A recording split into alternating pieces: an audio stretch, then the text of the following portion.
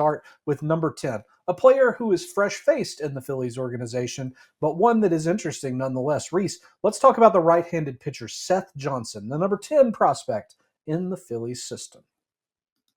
Yeah, Seth Johnson, he's got a really good fastball, really good curveball. There's like a cutter and changeup. They sort of vacillate between being good and like not good. But ultimately, I think there's a high reliever floor with someone like him.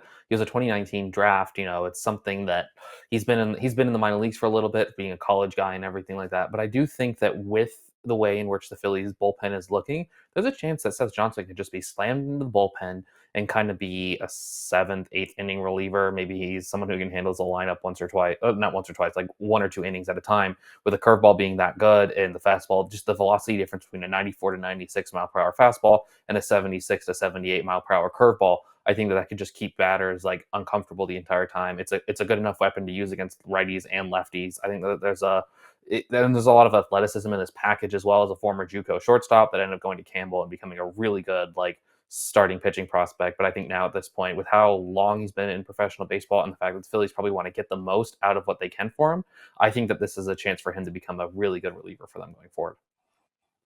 I think that's a realistic option, honestly.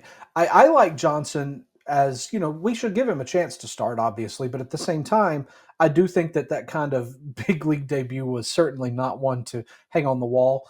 But realistically, there are some command issues, but this is a two pitch mix of above average to plus pitches with the fastball and curve, as you referenced.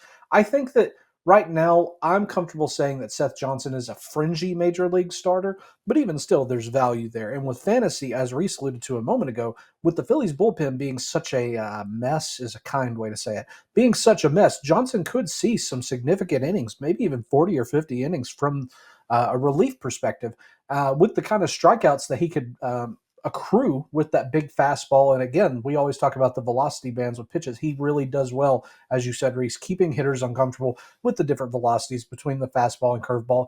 I like Johnson, and I think that he should probably be rostered in any fantasy league with, I don't know, 400 or more prospects. Yeah, I would tend to agree. I think that just the way in which that curveball plays, it's not super loopy either, so it's not easy to read out of the hand either. So I think just if he goes in the bullpen, maybe you see a tick up in the velocity. Maybe he goes from 94 to 96 to 95 to 97. All of a sudden, that opens up a little bit different like range of outcome for him. He's got a good shape on the fastball, and with the curveball down, I think that he can just kind of spam those two pitches between for righties and lefties and be a solid mid leveraged, maybe even high leverage reliever in his best years. I love it. I think that the coolest thing about Johnson is that I think it's near certainty that we see him in 2025. Would you agree? Yeah, I think everything would have to go wrong for him to not be to debut and or to not play a part in the 2025 season.